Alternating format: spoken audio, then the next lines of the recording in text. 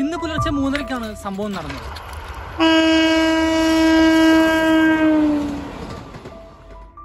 Palakkad Kottekkad railway സ്റ്റേഷന്റെ സമീപത്ത് വെച്ചാണ് അപകടമുണ്ടായത്.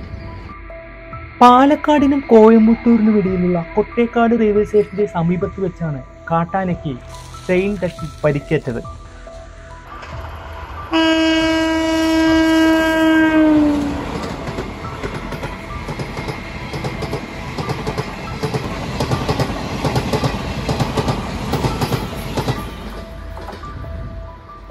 ഇന്ന് പുലർച്ചെ 3:30-യോടെയാണ് സംഭവം ഉണ്ടായത്.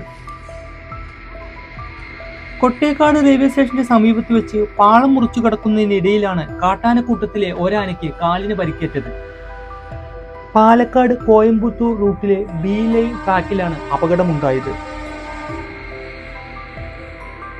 കൊട്ടേക്കാട് മേഖലയിൽ നിരവധി ആനകൾ ട്രെയിൻ തട്ടി ചരിഞ്ഞ സംഭവങ്ങളും ഉണ്ടായിട്ടുണ്ട്. ആന ഇപ്പോൾ വനം വകുപ്പിന്റെ നിരീക്ഷണത്തിലാണുള്ളത്. പരിക്കേറ്റ ആന കഞ്ചിക്കോട് മലമ്പുഴ റോഡിന് സമീപത്താണ് ഇപ്പോഴുള്ളത്. ഇടിയുടെ ആഘാതത്തിൽ പുറകിലെ ഇടതുകാലിനാണ് ആനയ്ക്ക് പരിക്കേറ്റിരിക്കുന്നത്. എങ്കിലും മുടന്തി കാട്ടിലേക്ക് കയറിയെങ്കിലും പിന്നീട് താഴോട്ടിറങ്ങി. ജനവാസ മേഖലയിൽ നിന്ന് വനത്തിലേക്ക് കടക്കും വഴിയാണ് അപകടമുണ്ടായത്.